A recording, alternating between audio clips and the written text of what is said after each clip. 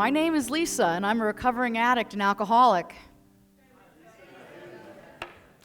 Yeah, usually these are words that are shared at meetings of Alcoholics and Narcotics Anonymous, places where we can share freely and still remain anonymous. But not today. Our country's going through an opioid epidemic, and this town where I grew up has seen addiction rise to more than double the national average. We are all affected by this crisis. It's the fear for ourselves, our friends, our family, and our coworkers. It costs our society, fills our prisons, and overwhelms our first responders and medical community. This is a disease of despair. I'm here to talk about hope. Hope for addicts to regain their lives, hope for families to heal. It's why I'm putting my own anonymity aside, because my story and all the stories of people in recovery are stories of hope and redemption. They're stories we need to share so everyone can know that recovery is possible. So here's my own story. I grew up in hometown in a nice home with good parents, and material things were never a problem. Life should have been great for me, but I felt alone. I didn't know how to get along with my peers.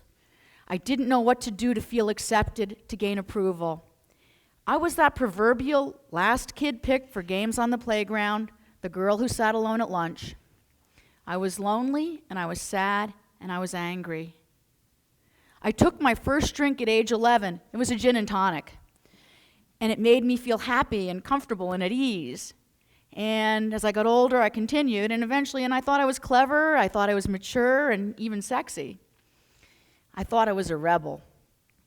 I ran with a crowd that was just a form of escape: drugs, sex, rock and roll. I was using drugs to mask my own lack of self-worth. What I thought was fun was really just a downward spiral. Yes, I saw the movies about the horrors of drug abuse in high school, and I thought, I'm not that bad. I'm not the one so out of control that I'm like throwing up all over the place. Until I was. I wasn't the one drinking or using as soon as I woke up in the morning. Until I was. I wasn't the one sticking needles in my arm. Until I was. And even then, I could rationalize that I was not that bad. My journey from my first drink to full-blown heroin addiction took 9 years, and along the way I left a trail of pain and failure. Mostly I was hurting myself, but I was also hurting my family and anyone who really cared about me. Were there fun times? Of course there were, but they became fewer and farther between, and eventually I was just trying to stave off withdrawal by any means possible, but I had myself convinced that I was getting high because I loved to get high. The truth is, I was an addict. I no longer had a choice. I dropped out of college without a second thought, more than once. I've spent a couple of nights in jail, and when I got out, I went right back to using. I've had blackouts where I couldn't remember what I did for days. I would come to not having any idea where I was or what I'd done. I'm ashamed to admit that I had no problem using drugs or drinking and getting behind the wheel of a car, even the day I got my driver's license at age 17, and I thank God today that I didn't hurt anyone.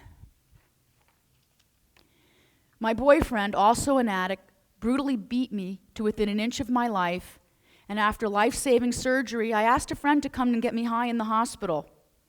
I went back to this boyfriend because I thought I deserved these beatings. I lived in a car and I lived on the streets. I've had a gun put to my head with the credible threat of it being used. I woke up in the hospital after getting my stomach pumped following an overdose, and I left there to get high again. When friends died, it didn't seem to matter. On the street, you would hear the conversation, "Did you hear about so-and-so? She died." Oh well. My addiction didn't start with opioids, but when I started putting needles in my own arm, I thought I was a badass and a romantic outlaw. But the sad truth was, I was just another junkie trying to escape, chasing the thrill of that first high. Nobody wants to think of themselves that way. But standing here today, I know the truth, a truth that others could see, but I was in complete denial. I put my family through hell. My parents had to get help for themselves. They cut me off. They knew that the next phone call could be the one that they dreaded, the one I know that some of you in this room have received. In February of 1982, in order to join my family on a skiing vacation, I somehow stopped using heroin cold turkey. It was the first 3 days of withdrawal, the pain was beyond description. And after the first day, I was so sick I couldn't even go out. But I managed to make that trip. And while I wasn't clean, I never used heroin or cocaine again. Returning to my apartment in Boston after the trip, I honestly didn't care whether I lived or I died. I was eerily at peace, and that was my bottom. On a cold, gray, snowy morning in February, a cab driver friend told me to go home to Pennsylvania. I did. I'm eternally grateful to him. I went home with the agreement to follow my parents' direction and get help. And on April 1st, 1982, just 11 years after my first drink, at age 22, I entered treatment. And all I could think of was how God was playing this incredible April Fool's joke on me. I had a lot of work to do. I heard the phrase, 1 is too many and 1,000 is never enough. And I immediately understood what that meant. I attended AA meetings and NA meetings, lots of meetings, where I found people staying clean and sober who could relate to what I had gone through. They didn't judge me. They told me that all I had to do was stay clean and sober for one more day, for one day at a time, and keep coming back. And if I did that, life, they told me, would get better. And it did. I made 90 meetings in 90 days, something that currently isn't possible to do here in Tamaqua. And I got a sponsor. Then I made another 90 meetings in 90 days. It wasn't easy, because sometimes, as I started to feel better, my addiction mind would kick in and it would tell me that I wasn't really so bad after all, and maybe I could have just one drink, and I would start missing what I thought were the good times.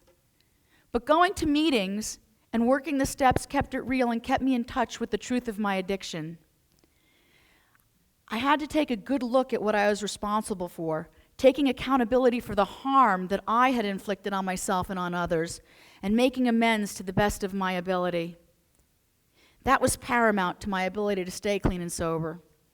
And by staying clean and sober, I was actually able to live life. And I was blessed by my higher power with what I needed to keep in recovery and stay sober. And with faith, we all are. I was able to go live in a halfway house in Bensalem, Pennsylvania for 6 months while I continued to work on my recovery, attend classes, and learn how to live independently. I went to a lot of meetings, and I began really making friends at these meetings, and I'm still in contact with some of the people, some of the women from back then, and I was building a community of support around me and becoming a part of that community. I was able to finish school, a technical school for computer programming, and get a job. I even got a secret security clearance as part of that job, which was no small feat. After working for 3 years, I went back to college, and this time I did graduate. 7 years later, I got married, and I have 2 children, Leo and Zari, who I love so much, and they're both here, and they're both really supportive of me. Leo and Zari are here tonight, and I'm thrilled. Zari has been relentless in her fundraising efforts for Hope and Coffee, raising several $1,000s from her place of work in Atlanta. But no one told me that living a clean and sober life meant that I was going to live a pain-free or an easy life. Life just doesn't work that way. In 1997, I was at my brother's side when he passed away, way too young, from an infection following routine surgery. In the early 2000s, my marriage ended in a long and extremely painful divorce. My business has had its share of rough and upsetting times where I have felt panic and pain. But I have great folks working at Soberline, and a lot of them are here tonight supporting me, which is fantastic. And there have been more good decisions. Whether I've been in mourning or celebrating, I've learned that I must live life on life's terms and that none of this is a reason to use. And I have to say, a lot of the personal growth I've experienced was a result of living the steps and accepting life on life's terms, with all of its ups and downs, clean and sober. I've run for office, and I was elected chair of the Lehigh County Commissioners. In 2004, I married my best friend who I met online, who you heard from this evening, and I gained 4 incredible stepchildren. My husband now of 14 years, Wayne, loves me for who I am and supports me in every endeavor. It's a life beyond my wildest dreams, so, I really don't have to be here tonight, except that I do. Because there's a point where we have to take a few risks and open up about our failings, and then succeed by giving back to the community. And that's why I'm here tonight. April 1st marked 36 years of continuous sobriety, one day at a time.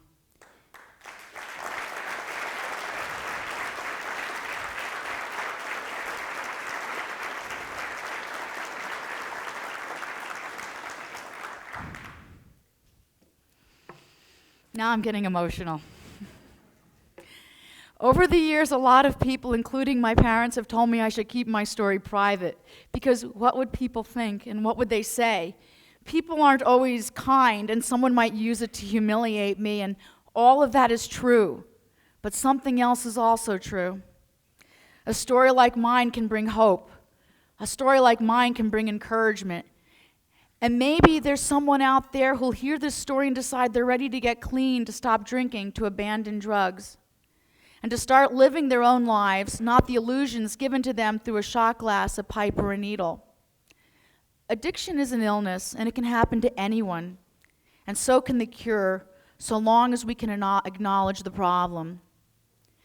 I moved to hometown when I was 4 years old, and I grew up in Tamaqua, attending Tamaqua High School. And I left when I was 17 and came back here to work when I was 28, and I've been working here ever since. And I'll always call Tamaqua my home. Yes, even back in the day, I didn't know they were called bush parties, actually, but even back in the day when I was in high school in the 70s, there was a lot of partying going on. But nothing like this opioid epidemic, addiction epidemic that's plaguing this town now, and it really makes me sad. When I see a person struggling with addiction, I know they're someone's child, they're someone's parent, they're someone's friend, and I have empathy because that person was me. And I think about the potential they would have if they recovered. The 12 steps of AA and NA were the key to my recovery, and step 12 says, we tried to carry this message to alcoholics and addicts and practice these principles in all of our affairs. This means that we stay sober and clean by helping others achieve sobriety. And I know I've helped others in any number of ways, and I've been blessed in my own recovery. But not so long ago, in a moment of personal pain and anger, I had an epiphany that now is the time to really put myself out there and invest in the community that I love and help those that want to recover. And I contacted Micah Gursky, and here we are today, making Hope and Coffee a reality.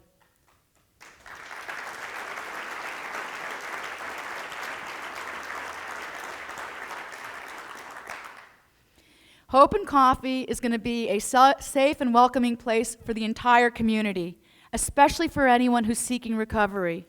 First and foremost, Micah says it's going to be a coffee shop. I think it's going to be a place for 12-step meetings, whether they are AA, NA, Al-Anon, and so on. There are far too few meetings here in this area for those who want to get sober and stay sober and clean, and I hope this place gets filled with meetings. Secondly, and equally as important, it will be the home of Hope and Coffee Cafe. It is a very needed coffee shop with good coffee, damn good coffee, as Micah says, and pastries, but more important, jobs and a chance for people in early recovery. It'll be a place where we can remember those we've loved and cared about who were lost to their addictions, and it's going to be a place where we can celebrate the recovery of those who embrace it. Hope and Coffee will become a place where people can meet and socialize, drink coffee, go to meetings, and learn how to live clean and sober one day at a time, and celebrate life and community. Hope and Coffee is a place for the entire community. And so I'd like to thank everyone who made this evening possible. Those in the community already doing such incredible work to help normalize addiction and recovery and help those who are struggling to recover. And my family and friends who support me in all I do and with my efforts in Hope and Coffee. And lastly, my higher power who placed me here today to share my story and be a voice for recovery. Thank you very much.